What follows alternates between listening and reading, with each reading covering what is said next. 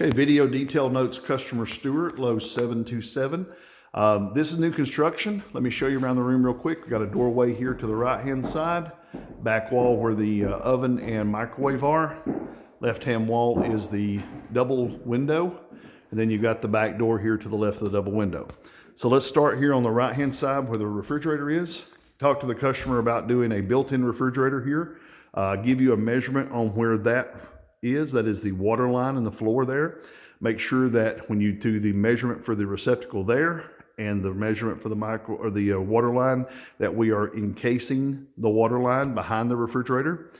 She would like to do a built-in refrigerator look, which is going to be at least a 37-inch opening. We recommend a 39 opening to make sure that you have plenty of room for the fridge to fit in. It's a traditional side-by-side refrigerator.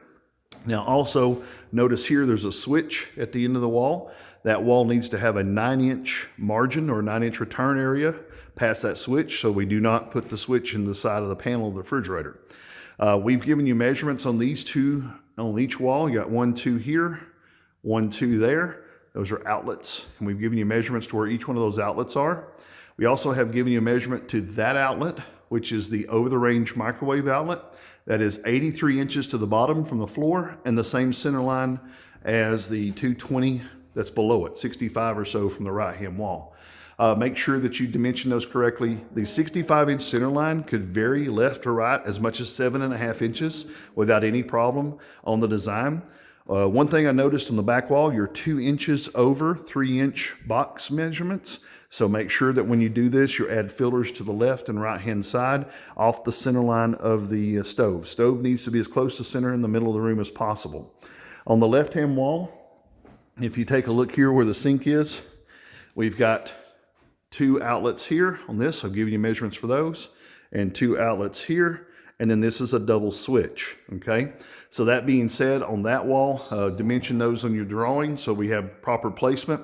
I've given you a measurement to the edge of the planned molding of the window. Make sure we keep an easement on the window, a margin of at least 3 to 5 inches for window treatments. We don't want to have the cabinet come right up against the edge of that. And then take a look here on the floor. There is the double drain and waste assembly. It is center line of the window. And then to the right of it, we're going to use that electrical outlet as the dishwasher. It had been planned, I think, as a disposable. You're actually going to change that to a dishwasher. These 2 wires here at the end are because the cabinets come to the end of the run and there's no room here for switches on the wall. The moldings only have about 4 inches between. So one of those is actually a switch wire and one of them is actually a plug wire that's going to go in the end cabinet here on the end of the run. Now the full length of this wall from that corner to here is right at 146 inches.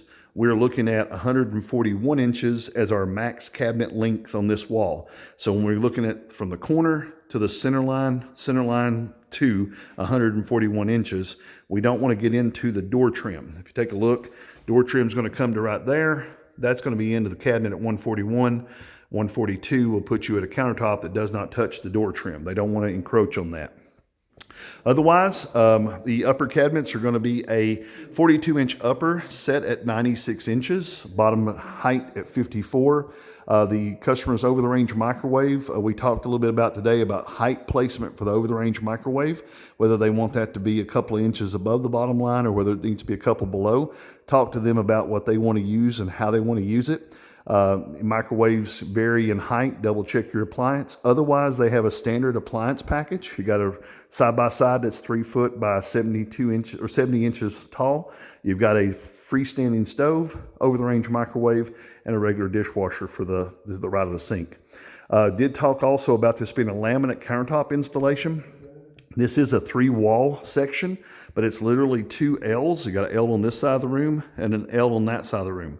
After you get the design done, if you'll send me copies of the drawing, I'll do a red letter line right up on what the actual final dimension cuts of the actual sink placement as well as the leg lengths on each of those will be. And we'll build the cabinets and countertops at the same time, deliver it once, and install at the same time. We don't have any problem at all doing that as long as we know we're going to do it on the front end. Also, you can put that into your contract, but also make sure that you don't have a dishwasher install, you don't have a sink hookup. Those are all going to be part of the trades in installation and completion. All right, if you have any other questions about this, please give me a call at 423-650-1051. Have a good day.